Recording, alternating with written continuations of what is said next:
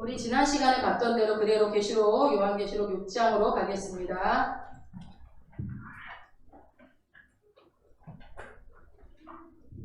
한 절 한 절 다시 우리 같이 교독하겠습니다. 내가 봄에 어린 양의 7인 중에 하나를 떼시는 그때에 내가 들으니 내 생물 중에 하나가 우레소리같이 말하되 오라 하기로. 내가 보니 그 산에 있는데 그 탄자가 올라가지고 배를 갖고 나가서 이기로 이기려고 하더라. 둘째인을 떼실 때에 내가 들으니 둘째 생물이 말하되 오라 하더니 이에 붉은 바람이 나오더라. 그 탄자가 올라가자 땅에서 화평을 제하여 서로 죽이게 하고 또 큰 바람을 하더라. 셋째인을 떼실 때에 내가 들으니 셋째 생물이 말하되 오라 하기로. 내가 보니 검은 말이 나오는데 그 탄자가 손에 저울을 가졌더라. 내가 내 생물 사이로 써가는 조상들이 가로되 한 데나리온의 미한 데리고 한 데나리온의 볼이 섞였다. 또 감람류와 포도주는 해치 말라. 넷째인을 떼실 때에 내가 넷째 생물의 음성을 들으니 가로되 오라 하기로. 내가 봄에 청하수가 나오는데 그 탄자이라는 사람이 인구가 그들을 따르더라. 저희가 땅 사원에게 권세를 얻어 검과 능력과 사망과 땅의 짐승으로서 죽이더라. 다섯째인을 떼실 때에 내가 보니 하나님의 말씀과 저희의 가진 증거를 인하여 죽임을 당한 영혼들이 제단 아래에 있어 그 소리로 불어가되 거룩하고 참된 심패 주제여 땅에 거하는 자들을 심판하여 우리를 신원하여 주지 아니하시기를 언제까지 하시나이까.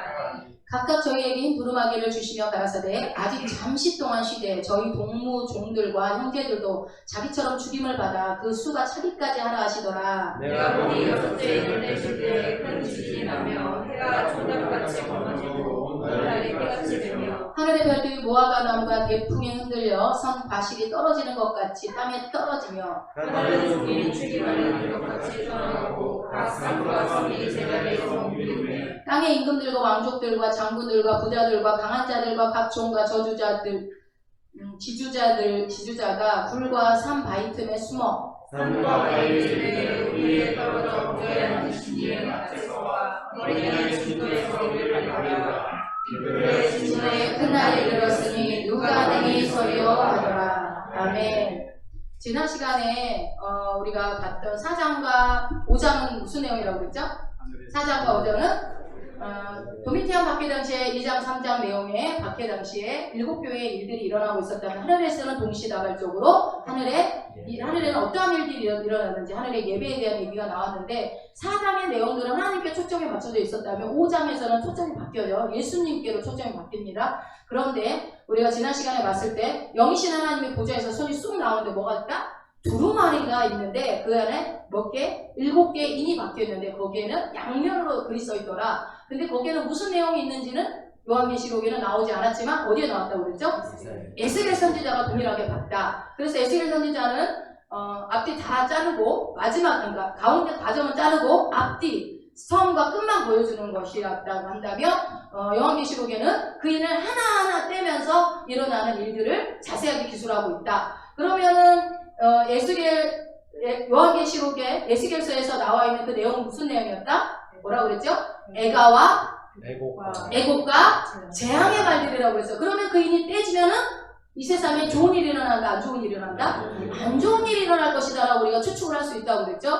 그러면 이 인은 떼어지면 안 돼야 되느냐, 돼야 되느냐라는 질문을 했을 때 여러분들이 반은 돼야 된다, 반은 안 돼야 된다라고 얘기했었던 기억이 납니다. 그래서 이 일을 뗄 사람이 하나님 그거 주세요, 내가 떼겠습니다라고 하는 사람이 아무도 없기로 사도 요한이 막 울었다고 그랬어요. 계시록 5장 3절 4절에 가서 보면은 울었다고 그랬어요. 그러니까 누가 그래요? 5절에 장로 중에 하나가 나와서 아니다 울지 말아라. 그 일부분을 뗄 사람인데 누구다? 유대 지파의 사자 다윗의 후손인 누구죠? 예수 그리스도를 얘기를 하죠. 그래서 그 예수님이 계시록 5장 6절부터 7절을 보면은 어린 양 예수가 보좌에 앉으신 오른손에서 뭐를 취해요? 그 두루마리를 책을 취합니다. 그래서 책을 펼쳐서 이를 떼는 내용이 계시록 5장의 내용이라고 그랬어요. 그리고 이제 6장으로 넘어가서 6장에서는 중요한 뭐가 나온다고 그랬죠? 7개의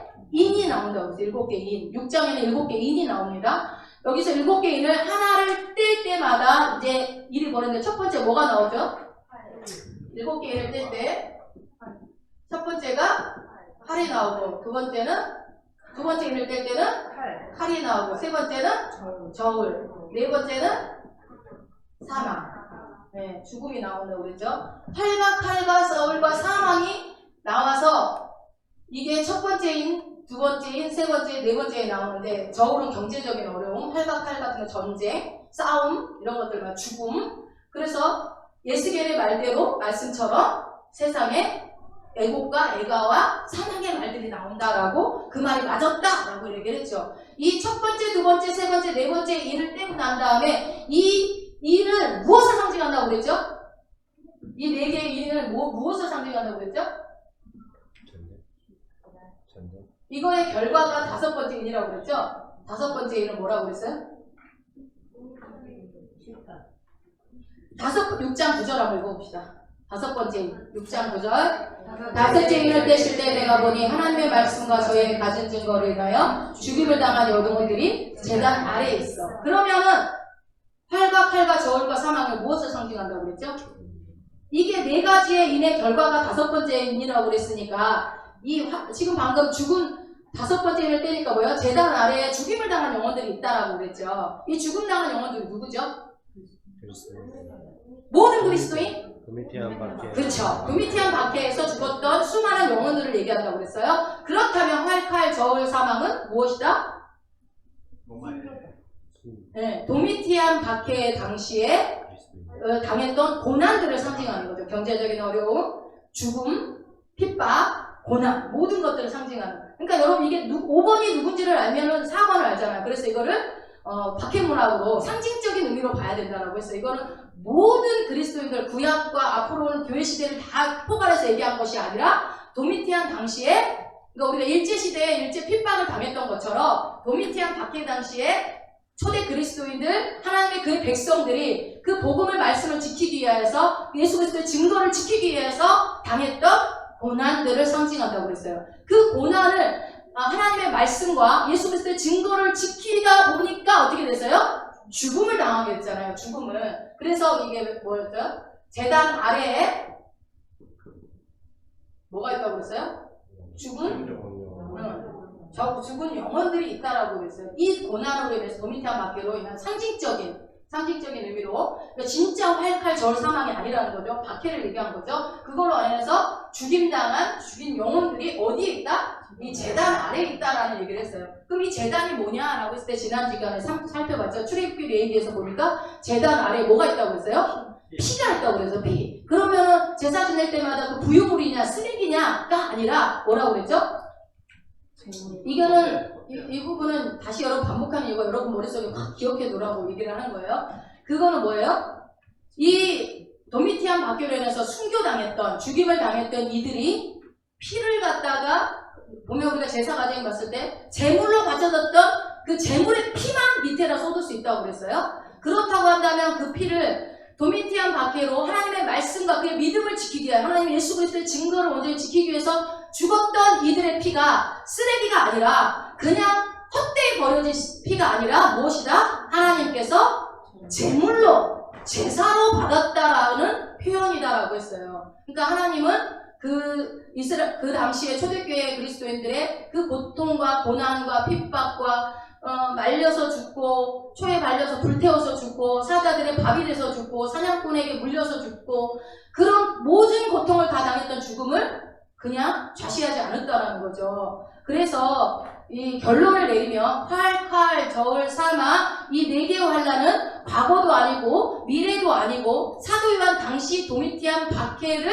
묵시문학적으로 표현 방법임을 알 수 있고요. 그것을 통해서 이 도미티안 박해 순교당한 영혼들을 상징하고 있다. 제단 아래에 있는 것을 그렇게 얘기를 했어요. 근데 이것보다 더 중요한 것이 있다고 그랬어요. 무엇이죠? 7인을 푸는 열쇠가 있다고 그랬어요. 7인을 푸는 열쇠. 하나님의 말씀과 예수의 증거를 인하여 죽임당한 영혼들이 그러면 어디에 있느냐라는 얘기를 했죠. 어디에 있느냐? 어디에 있다고요? 제단 아래. 그러니까 이 제단 아래 있다는 말이 뭔 말이냐가 얘기를 했었죠. 그러니까 이것을 여러분이니까 그것이가 어떤 피냐? 그러니까 모든 피가 아니라는 거야. 어떤 피냐? 그러니까 여러분 우리가 예배를 똑같이 이렇게 드려도 어떤 사람의 예배를 하나님이 받으시고 어떤 사람 예배를 안 받는 거예요. 아벨의 제사는 받고 가인의 제사는 안 받는 거예요. 왜요? 하나님이 받으려면 줘야 받을 거 아니에요. 안 주면 못 받는 거예요. 아벨은 자기와 자기 재물을 다 드렸는데 가인은 재물만 준 거예요. 재물만. 자기는 안 주는 거예요. 그러니 하나님은 재물이 없어서 재물을 받으시는 분이 아니거든요. 그렇잖아요?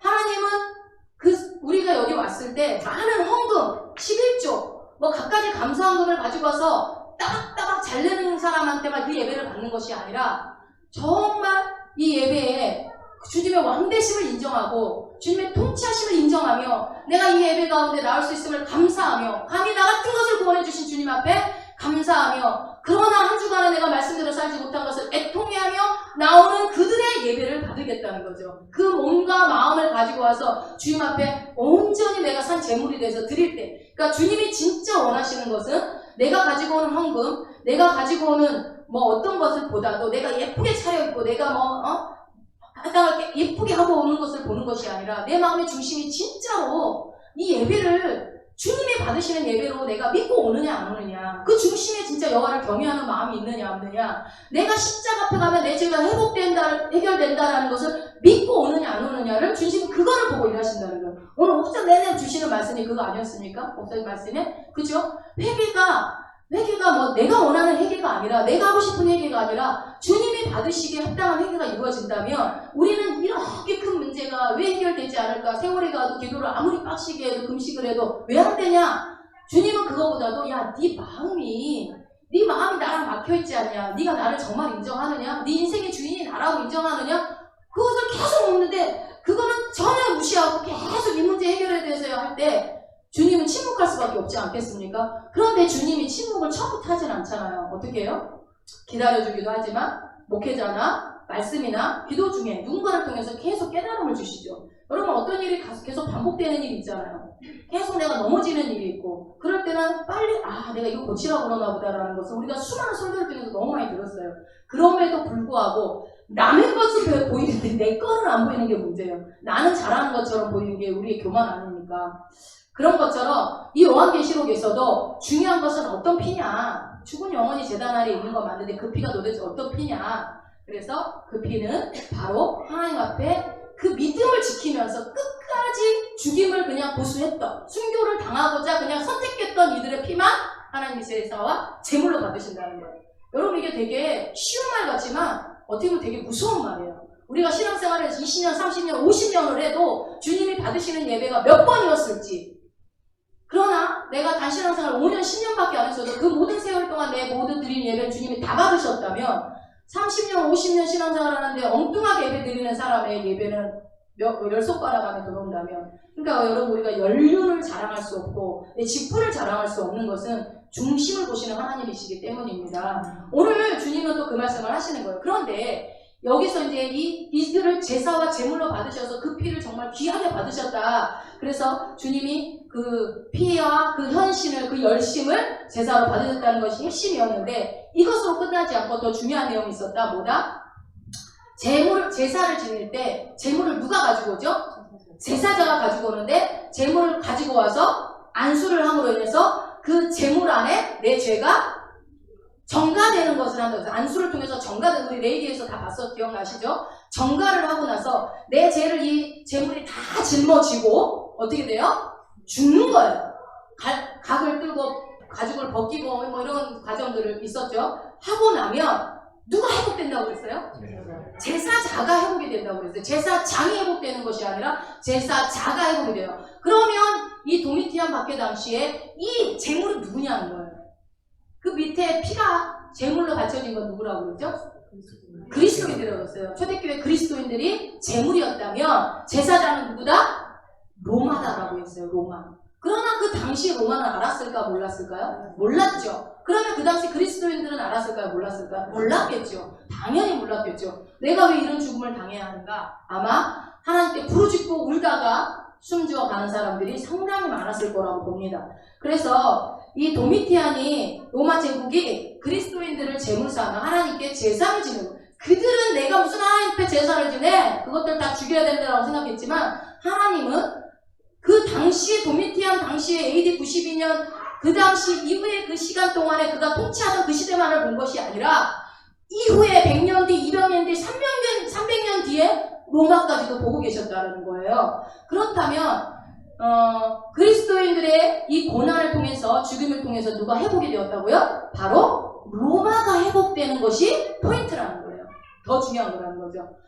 그러면 이 개념이 바로 뭐다? 예수 그리스도가 죽으심으로 인하여 제물돼서 제단에서 불에 태워져 죽기도 어떻게 죽든 우리 예수님은 십자가에 죽으셨죠. 죽으심으로 인해서 누가 회복이 되는 거예요? 내가 회복이 되는 거예요. 내가. 그러니까 이 내기와 우리가 신약에서 복음이 따로따로가 아니라는 거예요, 여러분. 구약에서 왜 그런 제사가 있었는지 모든 66권의 성경은 다 예수 그리스도를 얘기하고 있다고 했죠. 그런 것처럼 우리가 그럼 누가 죽였냐는 거예요. 그러면 제물은 누가 죽여요? 제사장이 죽여요? 아니죠. 제물을 가지고 온 내가 죽이는 거예요, 제사장. 그러니까 예수를 누가 죽여요? 내가 죽인 거예요, 여러분. 여러분이 죄인에서 회복이 됐습니까? 피조물이 됐습니까? 새로운 피조물이? 예수 안에 구원 얻었어요? 구원 받으셨어요? 천국 갈 소망이 있어요? 확신이 있어요? 그러면 여러분들이 예수님 죽인 거예요. 내가 천국 갈 사람이라 확신이 있다면, 내가 예수 믿는 사람이라고 고백한다면 여러분이 예수 죽인 거라고요. 그렇지 않으면 내가 어떻게 회복이 됩니까? 내 죄를 다 짊어진 어떤 재물이 없이는 결단코 나는 천국 들어갈 수 있는 자격을 못 얻는 거예요. 그러니 여러분, 예수님이 나를 대신해서 죽었어. 그 사실을 믿어야 네가 하나님의 자녀가 돼. 그것을 영접하는 자라고 표현을 했어요. 요한복음에서. 영접했다면 나는 예수를 죽인 사람이란 말이에요. 근데 그 영접하는, 내가 예수를 죽였다는 사실을 인정하지 않아. 그러면 어떻게 돼요? 나도 새로운 피조물이 될 수 없고 나도 내 안에 천국이 이루어지지 않는 거예요, 여러분. 그런데 그거를 나하고 예수와 무슨 상관이 있어? 그 말은 뭐야? 내가 무슨 죄인이야? 나는 죄가 없어. 내가 당연히 살다 보니까 이랬지. 다 합리화시키는 거죠. 그러나 내가 아무리 법대로 착하게 살아도 우리는 뭐라고 그래요? 다윗이 그러잖아요. 내가 모태 중에서 이미 죄악 중에 출생했다고 그래요. 아담의 죄로부터 우리의 원죄가 이미 내 안에 들어왔기 때문에. 그러니 여러분, 예수님이 마리아를 처녀의 몸을 통해서 올 수밖에 없는 거 아닙니까? 어떻게 사람의 씨로 올 수가 없는 거죠.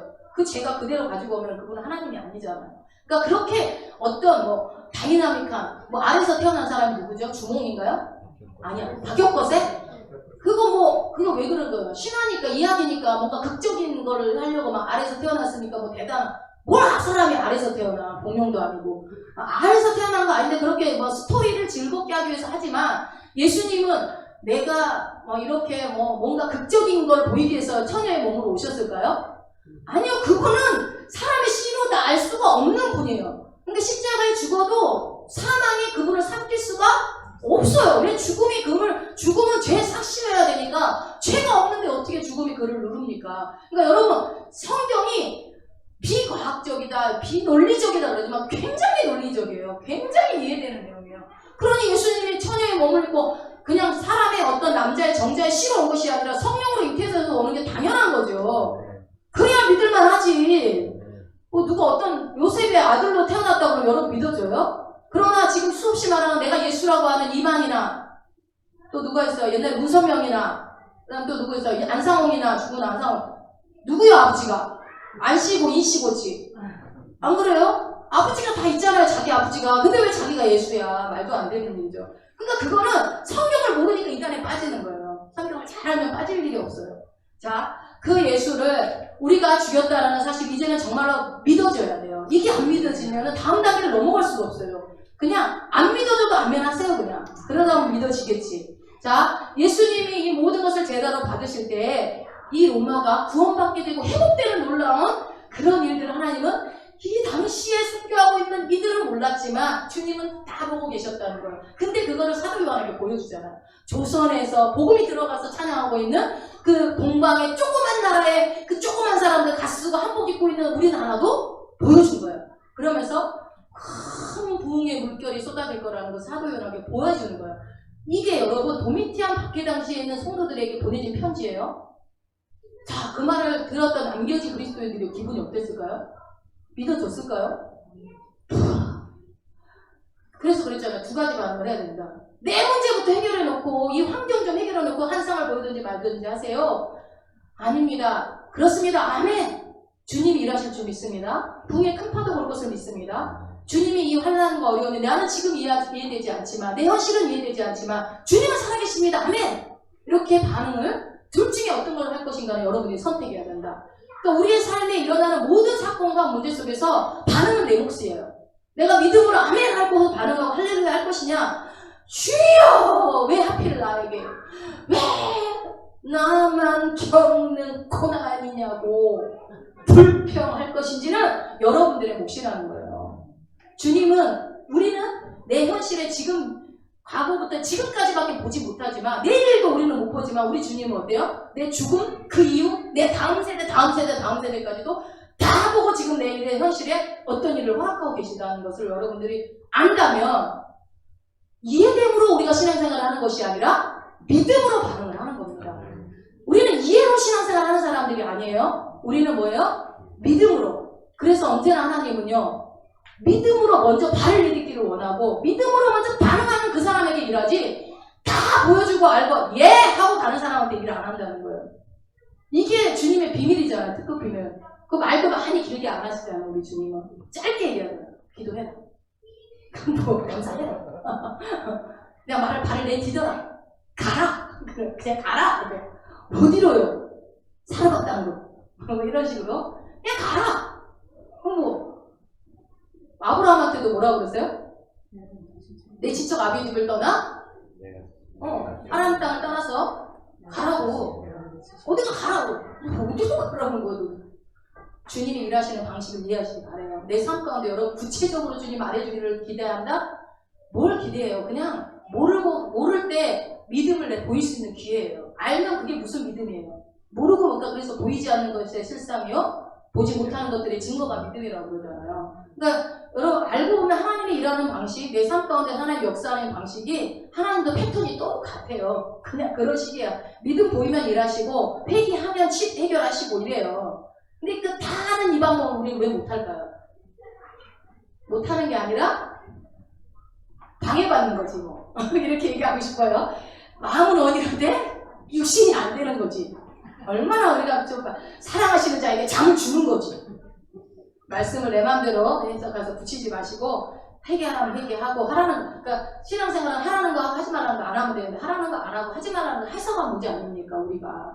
자, 재물은 우리 이제 여기서 조금 깊이 들어갑시다. 재물은 어린 양 예수 그리스도였어요.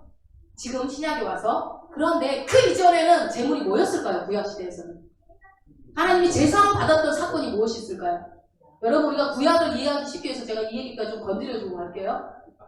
신약에서는 우리의 죄를 위해서 예수님이 어린 양이 되셔서 제물로 바쳐주셔서 내가 새 사람이 됐어요. 그러면 그 이전에 구약시대에는 뭐가 제물로 바쳐졌을까요? 뭘까요? 4글자. 아니야, 5글자. 예루살렘 성전. 예루살렘 성이나 예루살렘 성전이 맞겠죠? 둘 중에 똑같은 말이죠. 주전 586년에 예루살렘 성이 누구에게 의해서 멸망하죠? 바벨론. 누가 됐어요? 바벨론에 의해서 멸망당합니다. 그때에 바벨론을 무너뜨릴 때에 수많은 선지자들이 말을 합니다. 그 당시에 스바냐 선지자도 있었고 마지막에 뭐 예레미야도 있었고 뭐 선지자들 있죠. 그것은 단순한 멸망이 아니었어요. 그런데 많은 사람들이 비록 이스라엘 백성들이 사실은 죄로 인해서 멸망한 건 맞아요. 예루살렘 성이 해파되고 남유다와 북이스라엘이 멸망하게 되는 그 사건이 남유다가 멸망하면서 이스라엘이 다 끝나죠. 북이스라엘은 아수리에게 멸망당하고 남유다는 바벨론에게 멸망을 당하면서 역사전에서 이스라엘이 이제 사라져버리는 거예요. 그런데 예레미야 선지자를 통해서 70년 뒤에 돌아온다라는 예언이 있었지만 어쨌든 나라가 망하는 것이 주전 586년에 예루살렘 성전이 해파되면서 나라는 사라집니다. 망하게 되는데 이때 이스라엘의 죄로 인해서 우리는 망했다라고 얘기를 하지만 겉으로 보이는 건 그랬지만 예루살렘 성과 그 성전이 무너짐을 통해서 하나님은 제물로 받으십니다. 그걸 통해서 이방 나라를 회복시키겠다는 얘기를 스바냐가 해요. 다른 수많은 선지자들은 주님 그러시면 안 됩니다. 이 나라가 망하면 안 됩니다. 이 나라를 우리 나라를 지켜주세요 하면서 막 수많은 선지자들이 환상을 보지 않았겠습니까? 예언을 들었겠죠. 그런데 이 586년에 예루살렘 성과 성전이 멸망할 당시에 이 모든 환상을 여러 선지자에게 하나님이 보여주셨지만 거의 모든 선지자들은 하나님 안 된다고 외쳤어요. 안 돼요. 예루살렘 성 무너지면 절대 안 돼요. 이 나라 사라지면 절대 안 돼요. 그랬지만 그러나 하박국에서의 우리 하박국서를 기억해보면 하박국에서 하나님과 하박국이 대화를 해요. 하박국이 앞부분에서는 하박국이 약간 도도하고 교만하게 얘기를 하죠. 하나님의 백성들이 이렇게 죄를 짓고 있는데 그냥 보실 거예요? 따져. 그러니까 하나님이 내가 이 갈대아 사람들을 들어가지고 일으켜가지고 너희들을 멸망시킬 거야. 얘기를 해요. 그러니까 깜짝 놀라요 하박국이. 아니 그렇다 할지라도 하나님 백성들이 죄를 졌다 할지라도 그래도 악인을 들어서 의인을 친다는 건 좀 그렇지 않나요 하나님? 그건 아닐 것 같은데요? 네 하박국이 그럽니다. 그러니까 이렇게 하나님 하박국에 대화보고 난 다음에 기가 막힌 말씀이 하나 나와요. 하박국서를 한번 가보세요. 2장 14절 한번 읽어보세요. 하박국 2장 14절. 자 같이 봅니다. 대저 물이 바다를 덮음같이 여호와의 영광을 인정하는 것이 이 세상에 가득하리라. 다시 한번요. 대저 물이 바다를 덮음같이 여호와의 영광을 인정하는 것이 이 세상에 가득하리라. 하박국은 왜 악인을 들어서 우리 의인을 칩니까? 선민의식이 강했잖아요. 그들은 하나님의 백성인 우리 백성을 하나님이 그렇게 하면 안 되죠. 악인이 형통하는 거를 어떻게 봐요? 막 이러니까 하나님이 되죠. 물이 바다를 덮음같이 여호와의 영광을 인정하는 것이 이 세상에 가득하리라. 너는 이 현상만 보니? 예루살렘 성전이 무너지는 것만 보니? 너희 나라가 망하는 것만 생각하니? 나는 뭐다? 이 세상의 하나님이라는 거, 이 온 우주의 하나님이시라는 거예요. 그래서 너희들뿐만 아니라 이 이방 나라까지 나를 인정하게 될 거야 라는 얘기를 지금 하는 겁니다. 예루살렘 성과 성전이 무너지기 전에는요, 하나님은 온 땅의 하나님이 아니셨어요. 원래 온 땅의 하나님이 맞아요. 온 땅의 주님 되신 주예요. 그런데 그 창조주임에도 불구하고 하나님은 오직 이스라엘 백성만의 하나님이었어요. 맞아요? 그렇죠. 바벨론이나 아수르나 페르시아는 다 자기네들이 섬기는 신이 있었단 말이에요. 그래서 바벨론 포로로 끌려갔을 때 다니엘서에 보면은 그들이 먹는 제사 음식 같은 거 안 먹겠다고 하고 그들이 섬기는 신을 가지고 절하라고 하고 막 이런 일들이, 왜냐하면 그들은 하나님을 아직 몰랐었어요. 그러나 예루살렘 성과 성전이 무너지면서 이스라엘 백성들이 전 세계로 흩어집니다. 디아스포라들이 되죠. 그래서 흩어지고 포로로 잡혀가서 가는 곳곳마다 그들이 회당을 지어요. 회당을 지으면서 모여서 어떻게 해요? 이방 사람들과 같이 그들의 철학을 나누지만 이 유대인들은 복음을 전합니다. 그들이 예수 그리스도의 복음을 전하다가 이들이 하나님을 듣기 시작하고 하나님을 알기 시작하고 하나님을 예배하기 시작해요. 무엇으로 인해서? 예루살렘 성전이 회파되고 무너지고 멸망됨으로 인해서. 그러니까 예루살렘 성전이 무너지기 전에는 이스라엘만의 하나님이었다면 이스라엘 성전이 예루살렘 성전이 무너진 후에는 누구의 하나님 됐어요? 모든 사람들의 하나님이 되신 거예요. 자, 그 예가 우리 여러분들이 잘 기억해 보세요. 다니엘서를 보면 느부갓네살 왕이 사자굴에서 살아나는 다니엘을 보고서 뭐라고 그래요? 왕이 대답하여 가라사대 너희 하나님은 모든 신의 신이요 모든 왕의 주제신이라 그래요. 2장 47절에 나옵니다. 또 다리오 왕 때는 다니엘서 6장으로 넘어가면 그는 사실은 하나님이요 영원히 변치 않을 자시며 그 나라는 망하지 아니할 것이요 그 권세는 무궁한 세상 왕이, 이전에는 그 어떤 왕도 하나님을 그렇게 칭한 사람이 없었어요. 인정한 사람이 단 한 명도 없었어요. 그런데 바벨론 포로로 끌려가서 나라가 멸망하고 난 때에서야 세상 모든 임금들이 다니엘이나 예수 믿는 사람들 끌려갔던 포로들을 각 세계에 흩어져서 회당에서 복음을 전했던 그들을 통해서 야 너희 하나님 나의 하나님이 됐으면 좋겠어. 그 하나님은 진짜 하나님이구나. 내가 섬기는 그 하나님 신하고는 비교도 안 되네. 진짜 신 중에 신이구나. 인정하게 되는 일이 발생한 거예요. 그래서 이 하박국 2장 14절의 말씀이 되죠. 물이 바다를 덮음같이 어떻게 해요? 여호와의 영광을 인정하는 것이 어디요? 이 세상이 다 가득하게 될 거라고 하나님은 더 먼 미래를 보는 거예요. 야 우리 하나님 좀 설명 좀 해주면 얼마나 좋아요. 나중에 이렇게 해서 이렇게 더 많은 사람을 인정하려고 하는 거니까 야, 네가 이해해라? 좀 이렇게 좀 설명해주면 돼. 근데 우리 하나님 절대 그렇게 얘기 안 하신다니까요. 절대. 그리고 얘기를 해도 그때는 이해를 못 해요, 우리가. 하나님이 얘기를 하기 싫어서 안 하는 게 아니라 받아들일 수준이 안 돼, 수준이. 그 수준이 되는 사람한테는 더 많은 환상과 더 많은 미래의 예언들, 이야기들을 보여주시죠. 대표적인 사람이 이사야 선지자 같은 사람, 그죠? 에레미야 같은 사람. 이 온 세상이 예수 그리스도 하나님을 인정하게 되는 것은 무엇을 통해서다? 멸망을 통해서, 예루살렘 성의 멸망을 통해서다. 하나님께서는 이것을 뭘로요? 제사를 받았다는 거예요. 망했다고 생각해요. 그러니까 여러분, 우리가 때로는 내 실패가, 내 실수가, 나의 고난의 어려움이 나를 어때요? 더 믿음의 사람으로 만드는 계기가 되잖아요. 참 이게 놀라운 비밀 아닙니까? 저도 우리 서당이 아팠던 시간들이 없었다면 제가 이 자리에 없었을 거라는 생각이 들어요. 꼭 그 방법이어야만 하느냐? 꼭 그랬겠죠. 하나님 나를 잘하시니까. 그 방법이었어야만 했겠죠. 안 그러면 안 할 것 같으니까 그랬을 수도 있고, 안 그러면 지옥 갈 것 같으니까 그럴 수도 있고요. 여러분, 이 도미티안 박해로 인해서 그리스도인들의 고난과 박해와 죽음으로 말미암아 하나님께서는 로마를 회복시키시고 싶으셨어요. 그런데 여러분 그러잖아요. 꼭 예수님이 죽어야만 해준다? 여러분, 꼭 예수님이 죽는 방법 외에는 우리가 회복될 길이 없나요? 없나요? 그쵸. 없지. 생명을 어떻게 뭘로,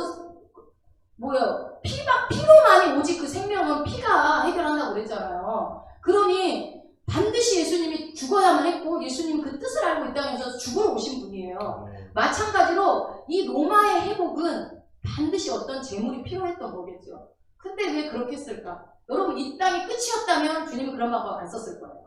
이 땅에 고난당하고서 그냥 내 백성들이 mel망하고 끝나는 것은 주님은 절대, 그러면 우리 주님은 우리 목숨을 쓰레기 취급하십니까? 우리 하나님은? 그런 분이 아니잖아요.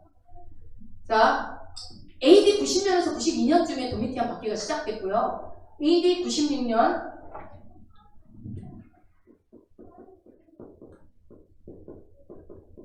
9월 18일에 도미티안이 죽습니다. 그래서 한 4년에서 5년 정도 도미티안 박해가 지속됐었어요. 그런데 여러분, 이 박해가 문헌에 의하면 이 도미티안 박해가 처음 시작됐을 때 로마 사람들은 너무 좋아했어요. 여러분, 우리가 네로 박해 때도 막 경기장에서 모여가지고 막 죽이면서 가슴 이상한 짓 다 시키고 맹수를 뜯어먹게 하면서 즐겼잖아요. 경기처럼 즐겼단 말이에요. 그리고 그들은 당연히 죽여야 된다고 생각을 그랬던 것처럼 당시에 도미티안 박해 당시에 4, 5년 기간 동안에는 그들의 생명이 죽는 걸 당연하게 여겼어요. 그리고 축제로 생각했어요. 경기로 생각했어요. 목숨을 개미 목숨처럼 여기지도 않았어요. 그렇게 했었는데 정말 우리가 생각했을 때 달다 벗기고 태워 죽이고 물려 죽이고 뜯겨 죽이고 각종 잔인한 방법으로 다 죽여놓고 그들은 즐겼단 말이에요. 처음에는 박수치며 좋아했어요. 그런데 문헌에 의하면 시간이 지나면서 로마 사람들이 질문이 생기기 시작했대요. 어떤 질문이 생겼을까요? 여러분, 어떤 질문? 여러분이 로마 사람이라고 생각해보면 어떤 질문이 생기겠어요? 잔인하지 않은 거. 아니 도대체 저 그리스도인들은 왜 죽어? 뭘 잘못했길래 죽어? 여러분, 우리가 뭘 잘못해서 이름을 바꿔야 되고 일본인 성 써야 되고 왜 그 신사참배를 해야 돼요? 우리가 뭘 잘못했어요? 우리 뭘 잘못했어요, 여러분? 힘없다는 거 하나 보고는 뭐 네. 그래서 대한민국 만세를 외치고 생명 다해서 나라를 지켰잖아요. 우린 잘못한 게 없으니까. 근데 이 로마 사람들이 제가 싫어하는 야, 저 그리스도인들 왜 죽었대? 그 많은 사람 왜 죽었대 도대체? 실제로 도미티안 박해가 끝난 뒤에요. 수많은 그리스도인들이 사라졌어요. 교회가 없어지고. 숫자가 확연히 줄어버렸어요. 몇 명 남지도 않았어요. 왜 죽었대? 도미티안을 신이라고 해가지고 신이라고 인정 안 해서 죽었대. 도미티안이 신이야 사람이지? 그래서 죽었대? 아니라고 그러지 뭘 또 그냥 그것 때문에 죽는데. 죽었대. 그 사람들은 그래 그것 때문에 재산도 몰수도 안 하고 자식도 죽고 부모도 죽고 그냥 죽어?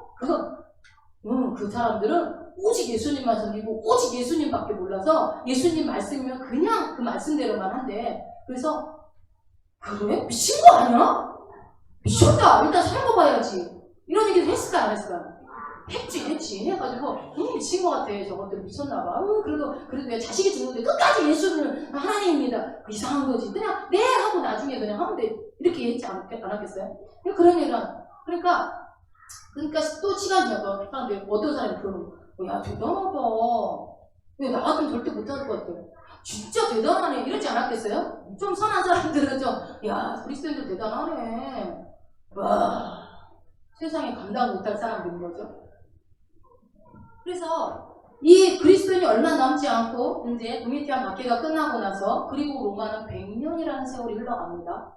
그리고 그때 좀 이런 얘기 좀 설교중에 말씀드리기 좀 뭐하지만 100년이 흐른 뒤에 이 로마에 처녀를 찾아볼 수가 없는 시대가 왔어요.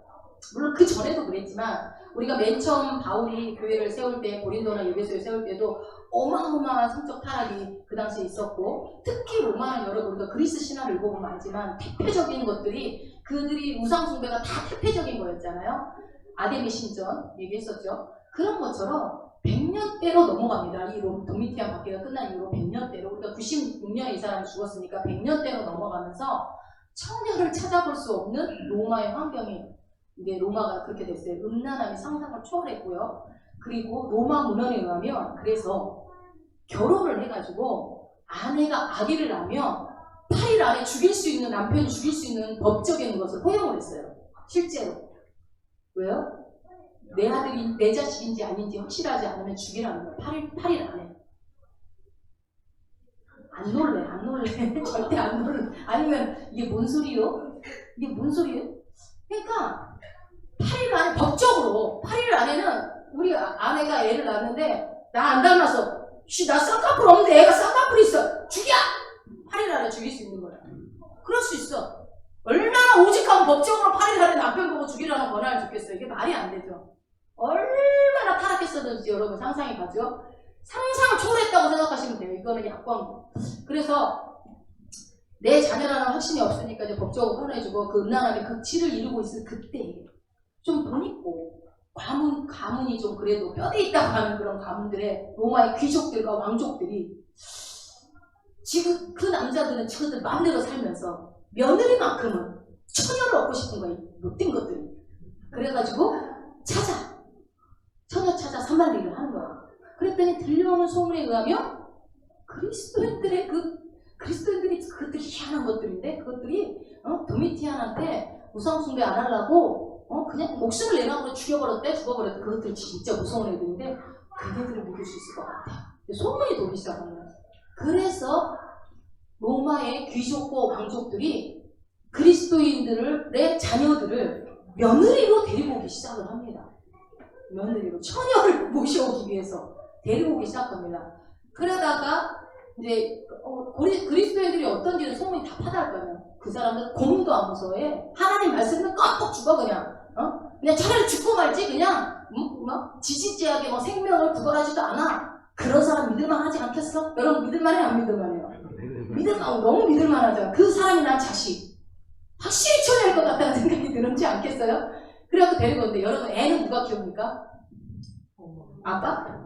엄마가 키우잖아요. 로마의 귀족과 왕족들이 그리스도인의 딸들을 며느리로 다 데리고 오다 보니까 그 엄마가 아이를 키우면서 예수를 가르칩니다. 복음을 전합니다. 믿음 안에서 키웁니다. 그렇게 되다 보니까 200년대에 들어가서는 로마가 어떻게 돼요? 로마적인 귀족과 왕족들이 거반 그리스도인들이 돼 있어요. 그리고 그 300년대에 들어가서는요 기독교가 공인돼 버립니다. 당연히 세력 있는 지금으로 치면 청와대 세력들이 다 예수를 믿게 돼 버리니까 우리나라는 이제부터 기독교가 전 국교입니다라고 땅땅땅 해버리는 거예요. 그게 로마 300년대 기독교가 로마의 국교로 지정되게 되는 역사가 일어나는 겁니다. 그래서 수많은 학자들이 이 로마가 기독교를 국교로 받아들이게 된 근본 원인은 도미티안 밖에 있다라고 봅니다. 여러분 하나님이 이거 알고 계셨을까요?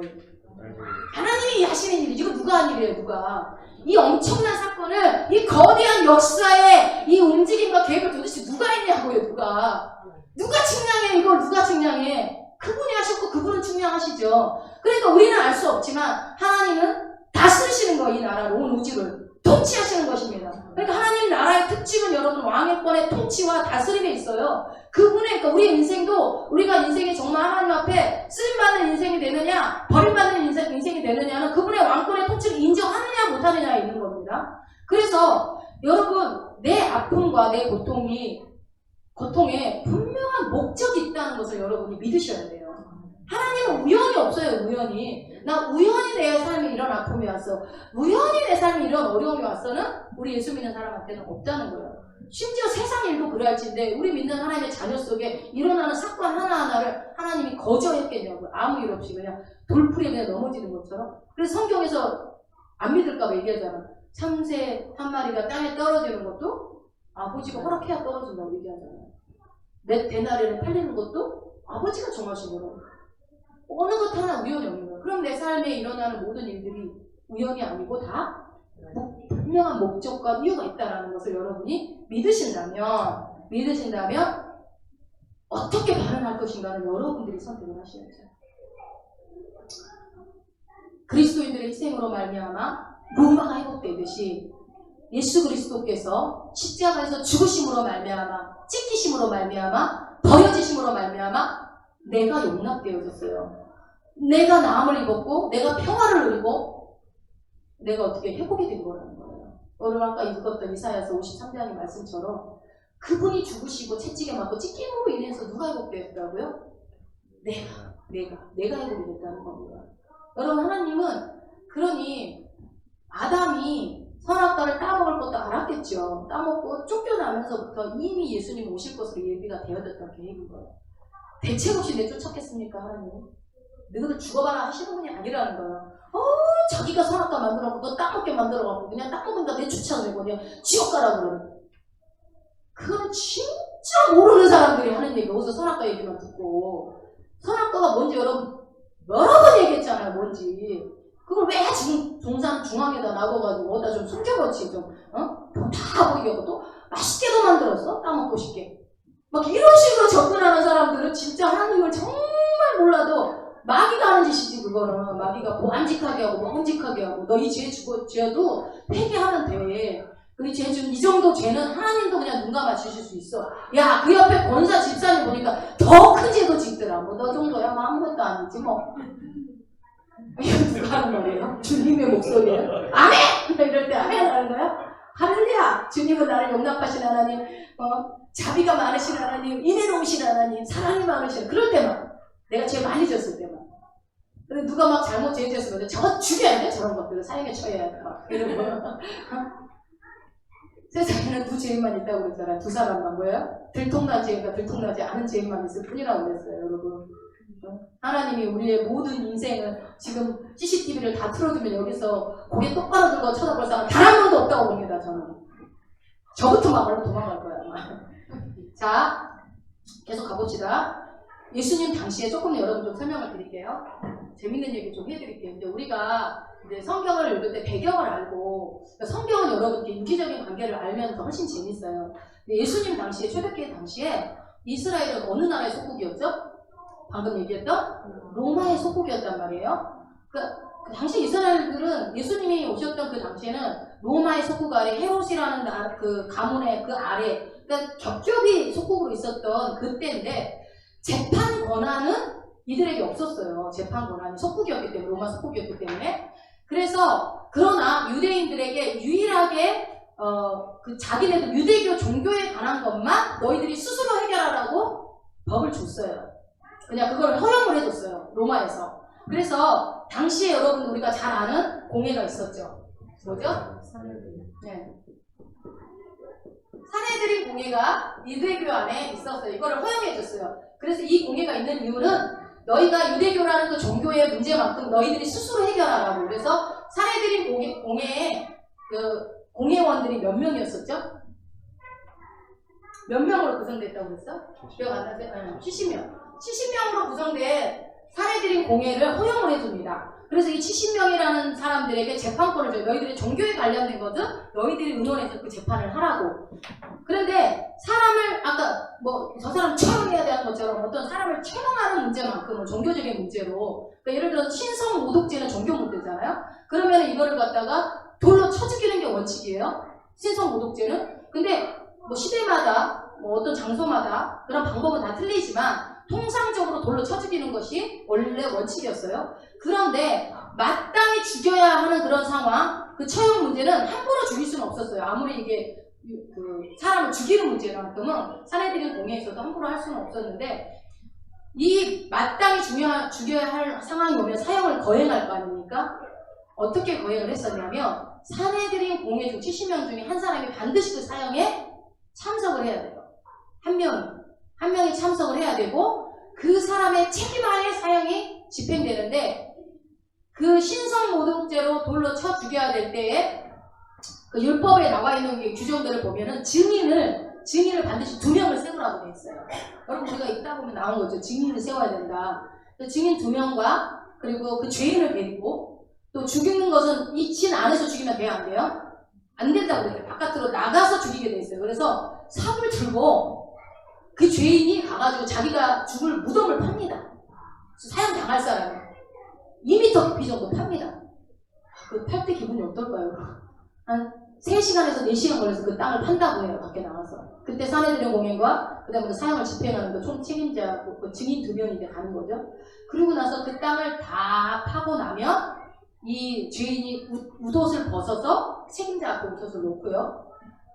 또 증인들도 똑같이 이 사람이 이렇게 하는 걸 내가 신성 모독하는 걸 봤습니다. 내가 요때 이렇게 하는 걸 봤습니다 하면서 증언을 한 다음에 또 이 자기 윗옷을 벗어서 그 책임자 앞에 놓는 행위를 하는 것이 그들의 원칙이었어요. 법칙. 그래서 전체 이 사형 집행을 진행하고 있을 때 어떤 사람이 지나가다가 보면은 저 사람이 사형 책임자구나 알 수 있을까요? 모를까요? 뭘로 알 수 있죠? 그쵸. 옷이 그 사람 앞에 옷이 있으니까 저 사람이 사형 집행하는 책임자구나 라고 누가 봐도 알 수 있었어요. 그 앞에 옷이 있었으니까. 이 배경을 알고 사도행전 7장을 한번 가봐요. 여러분. 사도행전 7장에 가면 사도행전 7장은 여러분들이 잘 아는 스데반의 순교 장면이 나옵니다. 스데반은 최후 변론이기도 하고 최후 고별 설교라고도 할 수 있는 내용이 나오죠. 설교를 길게 한 후에 7장 54절 55절을 한번 읽어보겠습니다. 제가 이 말을 듣고 마음에 찔려 저를 향하여 이르기를 하거늘 스데반이 성령에 충하여 하루를 우러러 주목하여 하나님의 영광과 및 예수께서 하나님의 우편에 서신 것을 보고, 자, 이제 설교 다 끝나고 나서 돌을 맞으면서 죽어갈 때에 보니까 뭐라고 돼있어요? 하나님의 영광과 및 뭐라고요? 예수께서 하나님 우편에 서신 것을 보시고. 여러분, 우리가 앉아 있다가 일어설 때 누군가 들어오면 일어설 때는 아랫사람이 올 때 일어섭니까? 윗사람, 존경할 사람이 올 때 일어섭니까? 그쵸. 윗사람이나 존대받아야 될 사람을 또 우리가 벌떡 일어나서 어서오세요 하고 일어나죠. 뭐 이렇게 앉아있는데 아들이 있어 자식이 오는데 어서오십시오 이러지 않잖아요. 예수님이 서셔서 그 스데반의 죽음을, 이 제단 아래 죽은 영혼을 제사로 받으신 것처럼 스데반이 죽어가는 그 순간에 예수님이 앉아서 그 생명을 받은 것이 아니라 서서, 하나님 우편에 서서 그 영혼이 죽는 것을 보면서 어떻게 해요? 귀하게 여겨서 존중의 의미로 그 순교의 피를 받고 있다는 거예요. 이 장면이. 그래서 7장 57절 58절도 읽어봅시다. 저희가 큰 소리를 지르며 귀를 막고 일심으로 그에게 달려들어 성 밖에 내치고 돌로 칠세 증인들이 옷을 벗어 사울이라는 청년에 받았습니다. 네, 보니까 이제 56절에도 하늘 열리고 인자가 하나님 편에 서신 것을 보니까 죽음 직전에 예수님이 찾아온 거예요. 그 생명을 받으려고. 근데 서서 달려오셔가지고 이 스데반을 지금 받아주는 거예요. 그 죽음을, 그 순교를. 그렇게 하셨고, 그 다음에 57절 58절을 가니까 옷을 벗어서 사울이라는 청년을 바라보고, 이게 이해가 돼야 돼요. 아까 말씀드린 것처럼. 지금 스데반을 죽일 때, 그러니까 이 장면이 여러분이 그냥 설교하고 있는데 갑자기 확 죽인 게 아니에요. 원래 법칙은 이렇게 끌고 나가가지고 이제 죽임을 처형을 하는데 마지막까지 복음을 전한 거 스데반이. 그렇게 하면서 이제 사형 집행을 할 때 책임을 누가 지고 있었다는 거예요, 그러면? 네, 사울이 책임자였다는 겁니다. 그리고서 최고 책임자로 있으면서 그래서 그럼 스데반을 죽인 사람은 누구죠? 사울이죠. 사울이 스데반을 죽인 거예요. 스데반의 고소 내용이 거짓이라는 것을 사울이 알았을까요? 몰랐을까요? 다 알았죠. 이 사람이 그럴 사람이 아니라는 것쯤은 다 알았을 거예요. 사울이 얼마나 똑똑한 사람인데. 그렇지만 스데반을 죽여 마땅하다고 생각을 했어요. 뭐라고 나왔죠 보니까? 마땅하다고 그러잖아요. 죽어 마땅하다고. 어디가 나와요? 8장 1절. 사울이 그의 죽임당함을 마땅히 여기더라고요. 마땅히 여기더. 알면서도 이 사람은 죽어야 된다고 마땅히 여기는 거예요. 60절, 그 전에 60절 한번 읽어볼까요? 7장 60절. 무릎을 꿇고 크게 부르짖으되 주여 이제를 저들에게 돌리지 마옵소서 이 말하고 자니라. 잔다는 표현을 여러분 우리가 의미가 있어야 돼. 우리도 가만히 뜨면 주님 품에 있으니까 죽으면 아무것도 아니라고 그랬어요. 그런 것처럼 주여 이 죄를 저들에게 돌리지 마옵소서 하고 마지막 기도를 합니다. 예수님처럼 스데반도 이 기도를 누가 들었을까요, 여러분? 여러분 봐봐요. 우리는 아직 안 죽어봐서 모르는데 죽기 직전에 주여 이 죄를 저들에게 돌리지 마옵소서 이렇게 큰 소리가 나올 수 있을까요?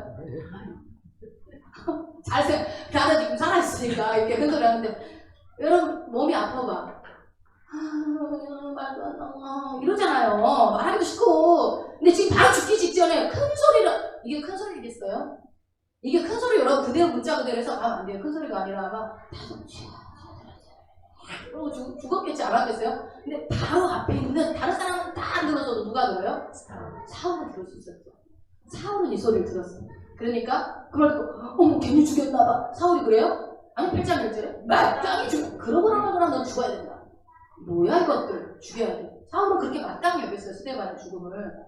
그래서 근데 여러분 스데반의 죽음의 결과는 우리가 주일학교에서는 여러분 보셨죠? 어떤 일이 일어났어요?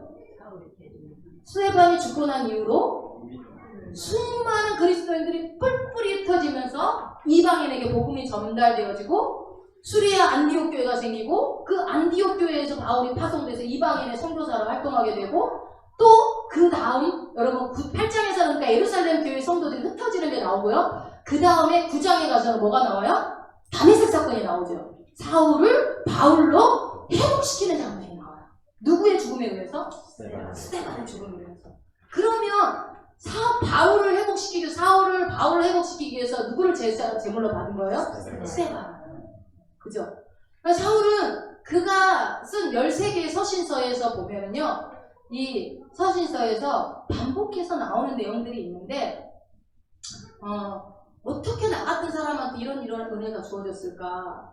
나는 포악자였고, 핍박자였고, 나는 박해자인데, 내가 죽어 마땅한 내가 어떻게 이런 은혜가 주어졌지? 이런 내용들이 곳곳에 나오죠, 서신서에 보면. 나는 죄인 중에 괴수야. 라는 얘기를 해요. 사울은 자기가 그렇게 이방인의 사도가 된 것이 누구 때문인지를 알았나요, 몰랐나요? 알고 있었던 거예요, 알고 있었던 거예요. 누구의 기도의 결과인지. 바로 누구의 기도의 결과였어요? 스데반이 마지막 한 기도. 주여, 이 죄를 저들에게 돌리지 말라달라고. 만약 이 죄를 주여 저것들을 싹 쓸어버렸어요. 저주를 퍼붓고 죽었으면 이제 바울이 되지 못했어요. 물론 하나님이 하신 일이죠. 크게는 하나님이 하신 일이지만 그 스데반의 기도가 응답됐다는 것이 자기 삶 가운데 응답됐다는 것을 바울은 알았어요. 왜 그거 네가 어떻게 알아? 여러분들이 나한테 묻는데 제가 아는 게 아니라 성경에 그 서신서에 그 내용들이 나와요. 그때는 몰랐지만 그 기도로 말미암아 하나님께서 자기 같은 사람에게 은혜를 베풀었다는 것을 바울은 너무나 알았기 때문에 여러분이 만약에 사도 바울이라고 한다면 이 땅의 모든 삶을 다 마치고 예수님 앞에 가게 됐을 때 누구를 가장 먼저 보고 싶겠어? 당연히 바울은 자식도 없고 아내도 없고 아무도 없으니까 스데반이 너무 궁금하지 않겠어요? 그럼 만나는 두 사람이 만났겠죠 이미? 만나는 장면을 한번 상상을 해봐봐요. 여러분 제가 이런 얘기 자꾸 하는 이유는 성경은 딱딱하게 보지 말고 우리 사람들의 이야기로 보라는 거예요. 그 만났을 때 어땠을 것 같아요? 스데반이 올 때 바울이 알았겠죠? 스데반이 뭐라고 그럴까요? 바울 뭐라고 그럴 것 같아요? 자 본인이 스데반이 한번 하래요. 왜 왔어? 왜? 뭐라고 그럴 것 같아요? 모르지. 아니 근데 답이 없잖아요. 그냥 막 해요. 답이 없잖아. 바울 고마워. 그럴 수도 있을 것 같아요. 정말 잘해줘서 고마워. 힘들었지. 고맙다 그러고. 바울은 뭐라고 그럴까요? 바울은? 나 대신 죽어줘서 고마워. 뭐 몰라요. 무슨 말인지 우리는 알 수 없지만 아마 예수님 앞에 가게 됐을 때 아마 바울이 스데반을 가장 보고 싶어 했을 것이다라고 우리가 상상할 수 있는 장면들이 몇 가지가 나오는데 디모데후서 가보세요. 그러니까 그 단어 뉘앙스라고 그래야 될까요? 문장을 보면 디모데후서 4장에 6절에서 8절까지 한번 읽어보세요. 이와 같이 벌써 내가 봄이 되고 나의 떠날 기약이 가까웠도다. 내가 선한 싸움을 싸우고 나의 달려갈 길을 마치고 믿음을 지켰으니 이제부로는 나를 위하여 의의 면류관이 예비되었으므로 주곧 의로우신 재판장이 그날을 내게 주실 것이니 내게만 아니라 주의 나타나심을 사모하는 모든 자에게니라. 이 부분에서 여러분 의의 면류관이 뭐라고 그랬어요? 두 개의 면류관이 두 종류가 있다고 그랬잖아요. 그때 이거를 의의 면류관 뭐라고 했어요? 스테파노스라고 했던 거 기억나세요? 예. 주님이 이제 내가 의의 면류관을 받으러 갑니다가 아니라 이 스테파노스는 다른 말로 뭐예요? 스테반이라는 뜻이에요. 이게 스테반이라는 말이에요. 스테파노스가. 그러니까 굳이 의의 면류관이라는 당시에 헬라어로 썼겠죠. 스테파노스라고 쓰는 이유는 뭐예요? 주님 이제 내가 달려가기를 다 달리고 믿음을 마쳤으니까 이제 스테반 만나러 가요. 이 얘기예요. 얼마나 스테반에 대한 그리움이 고마움이 묻어났는지 알 수가 있죠. 그 이름을 언급을 하죠. 4장 16절도 한번 읽어볼까요? 내가 처음 변명할 때 나와 함께한 자 하나도 없고 다 나를 버렸으나 저희에게 허물을 돌리지 않기를 원하는 어서 많이 들은 기도죠. 스데반이 마지막에 했던 바울만 들었던 그 기도 내용이죠. 저들에게 죄를 돌리지 말아달라. 17절도 읽어볼까요? 주께서 내 곁에 서서 나를 강하게 하시는 나로 말미암아 전도의 말씀이 온전히 격파되어 이만하도록 피하게 하시니 내가 사자에게서 건지었느냐. 네, 주께서 내 곁에 서서 이거 어디에서 봤던 거죠? 스데반이 죽을 때 주님이 곁에 서서 본인을 맞이했다는 것을 저기 주님 보인다고 하니까 더 미쳤다고 사람들이 막 그러잖아요. 그런 것처럼 그 스데반이 봤던 모습을 기록하면서 곳곳에 사울은 스데반으로 말미암아 마땅히 죽어야 할 내가 살았다라는 것을 그런 삶을 살게 되었다는 것을 알았다는 것을 우리가 알 수가 있죠. 사도 바울이 그러니 얼마나 스데반이 이제 마지막에 디모데후서는 마지막 서신서에 자기가 이제 죽음이 가까운 거를 알고서 자기가 의의 면류관을 받는 것이 바로 뭐다? 내가 스데반을 이제 만나러 간다. 스데반이 확실히 천국에 갔고 그 기도 때문에 내가 이 이방인의 사도로서 생애를 마감할 수 있고 이제는 내가 하늘나라에 예수님 스데반을 만나러 간다라는 고백을 하는 겁니다. 여러분 그렇다면 사도 바울에게만 스데반이 있습니까? 사도 바울에게만 스데반이 있을까요? 스데반의 기도 덕분에 사울이 바울 되었던 것처럼 나 또한 지금의 나의 나된 것에 누군가의 기도가 있었겠지요. 맞아요? 여러분? 당연히 있죠. 목사님, 혹은 부모님, 혹은 자녀일 수도 있고, 혹은 집사님, 권사님, 장로님, 우리 성도들 누군가일 수도 있고, 아니면 주일학교 선생님일 수도 있고, 그 누군가가 신앙의 선배들이 나를 위해서 기도해줬고, 나를 오래 참아줬고, 끝까지 놓지 않아줬기 때문에 오늘의 내가 있는 겁니다. 맞습니까? 나에게 스데반 한번 생각해 보세요. 나한테는 어떤 스데반이 있었는가? 어떤 분이 나의 스데반이었는가? 이제 여러분 그렇다면 내가 다 있죠. 여기 없는 사람 없을 거예요. 다 누군가의 기도 덕분에 내가 이 자리에 있게 되고 예수를 믿게 됐다면 이제는 내가 뭐가 돼야 돼요? 이제는 내가 스데반이 돼야 되겠죠. 근데 내가 스데반이 되셔서 절대로 사람을 포기하지 말아야 돼요. 왼수 같은 사람이라 할지라도 저 사람은 시간이 가도 죽었다 깨어나도 안 바뀔 인간이야 라고 하는 그 사람이라 할지라도 그 사람이 내가 보기에는 안 바뀔 것 같지만 어느 날 하나님의 은혜가 임하면 하나님이 친히 만나버리면 포획자여 포악자여 박해자여 핍박자였던 사울이 바울 되었던 것처럼 나의 스데반과 같은 내가 스데반이 되어서 그를 포기하지 않을 때 어느 날 주의 영이 그를 변화시킬 수 있다는 겁니다. 여러분 누구처럼요? 내가 변했던 것처럼. 여러분 다 변했잖아요. 10년 전 생각해봐요. 그래도 내가 변했잖아요. 이렇게 여러분 예배 안 빠지고 오후 예배까지 드린 적이 불과 몇 년이에요. 저 20년도 안 돼요. 10년. 저도 얼마 안 됐어요.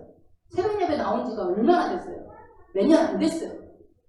그게 뭐 나온 거 안 나온 걸로 측량하는 게 아니라 여러분 이게 우리가 그만큼 예수 안에서 예배드리고 기도하며 이렇게 말씀으로 살아가야 되는 것이 옳다라고 믿게 된 지가 얼마나 됐냐고요.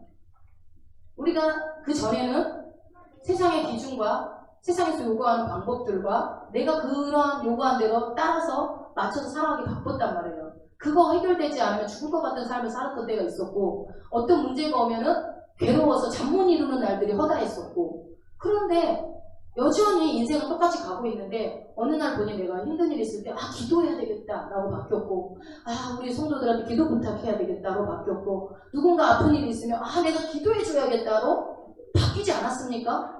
그 나의 나된 것이 주의 은혜라고 고백했던 사도 바울처럼 나 또한 내가 나 같은 것이 변화될 수 있었다면 나도 누군가에게 스테반이 돼서 그를 변화시킬 수 있는 자리로 쓰임받을 수 있다는 것을 여러분 믿으시기 바라요. 그래서 우리는 또 하나의 열매를 맺기 위해서 하나님이 나를 변화시켰다고 하는 것처럼 결국은 여러분 우리가 나 하나 변화되고 끝나면 안 돼요. 결단코 우리는 누군가를 세우고 그러니까 절대로 사람은 포기하는 게 아니에요. 여러분. 믿음도 포기하면 안 되지만 우리 모두 스테반이 되어보자고요. 그래서 누군가는 세워봐야 돼요. 그것이 자녀가 됐든 아니면 부모가 됐든 일가 친척이 됐든 아니면 지체들이 됐든 누가 됐든 나는 누군가를 자꾸 세우고 살리는 사람이 되어야 된다는 것입니다. 근데 오늘은 이제 시간이 많이 갔어요. 여기까지 할 텐데 다음 주부터 이제 6장에서 16장에 그 5번째인가 6번째를 이제 들어갈 텐데 7번째까지 여기서는 조금 다소 복잡해요. 그리고 좀 그 6장에서 16장이 좀 복잡하다고 그랬죠. 전쟁이 하나 나오는데 4개의 전쟁이 아니라 하나가 4개의 관점으로 보는 것이 나오고 그리고 그 다음에 6번째 인이 되게 중요하거든요. 우리가 5번째 인까지는 봤죠. 6번째 인에서부터는 이 6번째 인은 시간상으로 완전히 달라져 버려요. 그러니까 여기는 부연 설명이 좀 여러분들이 충분히 설명을 하고 6번째 인으로 들어가야 되기 때문에 오늘은 못 건드렸을 것 같아요. 앞부분 조금 얘기를 했어야 되는데 그래서 다음 시간에는 6번째 인부터 우리 들어가겠습니다.